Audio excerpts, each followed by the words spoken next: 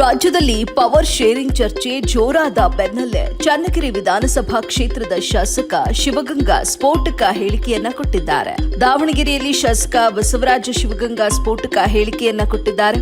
ರಕ್ತದಲ್ಲಿ ಬೇಕಾದ್ರೆ ಇವಾಗ್ಲೇ ಬರೆದುಕೊಡ್ತೀನಿ, ಡಿಸೆಂಬರ್ ಒಳಗೆ ಡಿಕೆ ಶಿವಕುಮಾರ್ ಸಿಎಂ ಆಗ್ತಾರೆ ಅಂತ ಭವಿಷ್ಯ ನುಡಿದಿದ್ದಾರೆ. ಡಿಸೆಂಬರ್ ಒಳಗೆ ಡಿಕೆ ಶಿವಕುಮಾರ್ ಮುಖ್ಯಮಂತ್ರಿ ಆಗೇ ಆಗ್ತಾರೆ ಅಂತ ಹೇಳಿದ್ದಾರೆ. ಪಕ್ಷಕ್ಕಾಗಿ ಡಿಕೆ ಶಿವಕುಮಾರ್ ಸಾಕಷ್ಟು ದುಡಿದಿದ್ದಾರೆ. 80 ಶಾಸಕರು ಗೆಲ್ಲಲು ಡಿಕೆ ಶಿವಕುಮಾರ್ ಅವರ ಪಾತ್ರ ಮಹತ್ವದ್ದಾಗಿದೆ. ಅವರು ಏನೇ ನಿರ್ಧಾರ ತೆಗೆದುಕೊಂಡ್ರು ಅದಕ್ಕೆ ಬದ್ಧರಾಗಿರ್ತೀವಿ. ಇವಾಗಿನ ಡಿಸೆಂಬರ್ನಿಂದ ಮುಂದಿನ 5 ವರ್ಷ ಅವರೇ ಮುಖ್ಯಮಂತ್ರಿ ಆಗಿರ್ತಾರೆ. ಅಂದ್ರೆ 7 ವರ್ಷಗಳ ಕಾಲ ಡಿಕೆ ಶಿವಕುಮಾರ್ ಅವರೇ ಸಿಎಂ ಆಗಿರ್ತಾರೆ ಅಂತ ದಾವಣಗೆರೆಯಲ್ಲಿ ಡಿಕೆಶಿ ಆಪ್ತ ಶಾಸಕ ಬಸವರಾಜ ಶಿವಗಂಗಾ ಹೇಳಿಕೆಯನ್ನ ಕೊಟ್ಟಿದ್ದಾರೆ. ರಾಜಣ್ಣ ಹೇಳಿಕೆಯಿಂದ ಪಕ್ಷಕ್ಕೆ, ಸರ್ಕಾರಕ್ಕೆ ಭಾರಿ ಮುಜುಗರ ಆಗ್ತಾ ಇದೆ. ಹೈಕಮಾಂಡ್ ಇದನ್ನ ಗಮನಿಸಿ ಕಠಿಣ ಕ್ರಮ ಕೈಗೊಳ್ಳಬೇಕು. ಪಕ್ಷಕ್ಕಿಂತ ಯಾರು ಕೂಡ ದೊಡ್ಡವರೇನೂ ಅಲ್ಲ ಎನ್ನುತ್ತಾ ರಾಜಣ್ಣಗೂ ಶಿವಗಂಗಾ ಟಾಂಗ್ ಕೊಟ್ಟಿದ್ದಾರೆ. ವರದಿ Karnataka state head Nallur Mohammed Asif, AB news Kannada, Davanagere.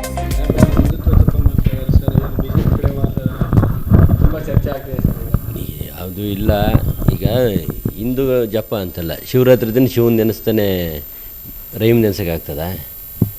ಶಿವನ್ ನೆನೆಸಿದ್ದಾರೆ, ಸರಿ ಇದೆ.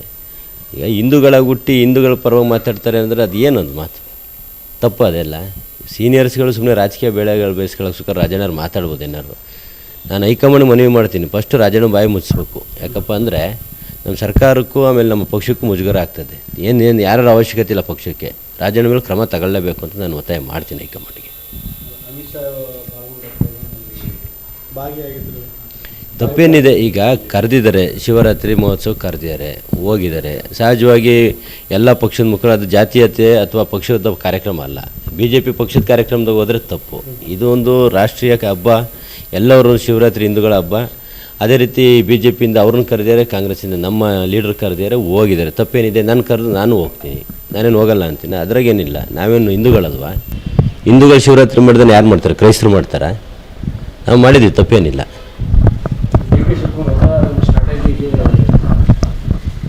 ಹೇಳಿ, ಏನು ಯಾಕೆ ಗಡುವು ಇಲ್ಲ? ಡಿಸೆಂಬರ್ ಒಳಗೆ ಬರೆದಿಟ್ಕೊಳ್ರಿ, ರಕ್ತದಲ್ಲಿ ಬೇಕಾದ್ರೆ ಬರ್ಕೊಡ್ತೀನಿ, ಮುಖ್ಯಮಂತ್ರಿ ಆಗ್ತಾರೆ.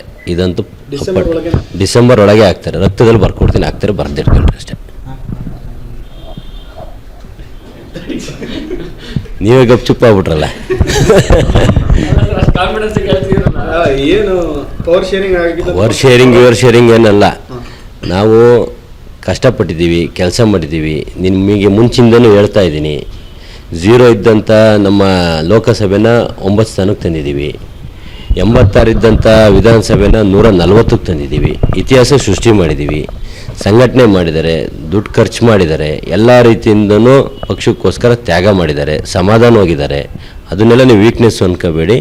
ಹೈಕಮಾಂಡ್ ಅವರೆಲ್ಲ ಮಾಡೋಂಥ ಕೆಲಸ ಕಾರ್ಯಗಳು ನೋಡ್ತಾ ಇದೆ. 100ಕ್ಕೆ 100 ಡಿಸೆಂಬರ್ ಒಳಗೆ ಮುಖ್ಯಮಂತ್ರಿ ಆಗ್ತಾರೆ.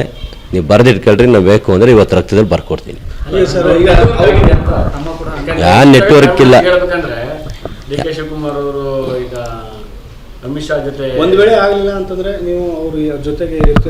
ಯಾವಾಗಲೂ ಅವ್ರ ಜೊತೆಗೆ ಇರ್ತೀವಿ. ಅವ್ರು ಎಲ್ಲಿರ್ತಾರೆ ಅಲ್ಲಿ ನಾವು. ಅವ್ರು ಯಾವ ನಿರ್ಧಾರ ತಗೊಂತ ಆ ನಿರ್ಧಾರಕ್ಕೆ ಬದ್ಧ. ಅವ್ರಿಗೆ ನ್ಯಾಯ ಕೊಡಲಿಲ್ಲ ಅಂದರೆ ನಾವೆಲ್ಲ ಕಾಂಗ್ರೆಸ್ ಪಕ್ಷದಲ್ಲಿದ್ದು ವೇಸ್ಟು. ಯಾಕೆಂದರೆ ಅವರೊಂದು ಸಿದ್ಧಾಂತ, ಅವರೊಂದು ಸಂಘಟನೆ, ಅವರೊಂದು ಪರಿಶ್ರಮದಿಂದ ಇವತ್ತೆಲ್ಲ ನಾವು ಹೊಸ್ದಾಗಿ ಆಯ್ಕೆಯಾಗಿದ್ದೀವಿ. ಒಂದು 75-80 ಜನ ಇದ್ದೀವಿ ಹೊಸ್ದಾಗಿ ಆಯ್ಕೆಯಾಗಿರೋರು. ಅವ್ರ ಪರಿಶ್ರಮ ಇದೆ, ಅವ್ರ ಅವಶ್ಯಕತೆ ಇದೆ. ಪಾರ್ಟಿ ಮಾಡೇ ಮಾಡುತ್ತೆ, ಅಚಲವಾದ ನಂಬಿಕೆ ಇದೆ. ಡಿಸೆಂಬರ್ ಒಳಗೆ ಮುಖ್ಯಮಂತ್ರಿ ಆಗ್ತಾರೆ. ಕಾಂಗ್ರೆಸ್ ಪಕ್ಷ 140 ಜನ ಇದ್ದಾರೆ, ಬೇರೆಯವ್ರ ಅವಶ್ಯಕತೆ ಏನಿದೆ ನಮಗೆ? 140 ಜನ ನಾವೇ ಇರೋದ್ರಿಂದ 140 ಜನದ ಬೆಂಬಲದೊಂದಿಗೆ ಮುಖ್ಯಮಂತ್ರಿ ಆಗ್ತಾರೆ. ಆಗ್ಲಿಲ್ಲ ಅನ್ನೋ ಮಾತಾ ಬೇಡ. ಬಿ ಪಾಸಿಟಿವ್, ಥಿಂಕ್ ಪಾಸಿಟಿವ್ ಅನ್ನೋರು ನಾವು, ನಮ್ಮ ಸಾಹೇಬರು. 100ಕ್ಕೆ 100 ಡಿಸೆಂಬರ್ ಒಳಗೆ ಮುಖ್ಯಮಂತ್ರಿ ಆಗ್ತೀವಿ. ಅದೇ ದೇಕ್ರಿಗೆ ಕೊಡೋ ಹಕ್ಕದು ನಮ್ಮ ಹಕ್ಕು. ಅದನ್ನು ನಾವು ಕೇಳ್ತೀವಿ, ಕೊಡ್ತಾರೆ. ಹೈಕಮಾಂಡು ಸಹ ನಮ್ಮ ಒಂದು ಪರಿಶ್ರಮನ ಪರಿಗಣನೆ ತಾಳ್ತದೆ. ಇವ್ರು ಯಾರ್ಯಾರು ಏನೇನೋ ಮಾತಾಡ್ತಾರೆ, ಅವ್ರು ಆಗ್ತಾರೆ ಅನ್ನೋದು ಗೊತ್ತಾಗಿ ಇವರೆಲ್ಲ ಮಾತಾಡ್ತಿರೋದು. ಈಗ ಏನು ಡಿಸೆಂಬರಿಗೆ ತಗೊಂಡ್ರು ಅಂದರೆ ಮುಂದಿನ 5 ವರ್ಷನೂ ಸೇರಿ ಆಡಳಿತ ಮಾಡ್ತಾರೆ.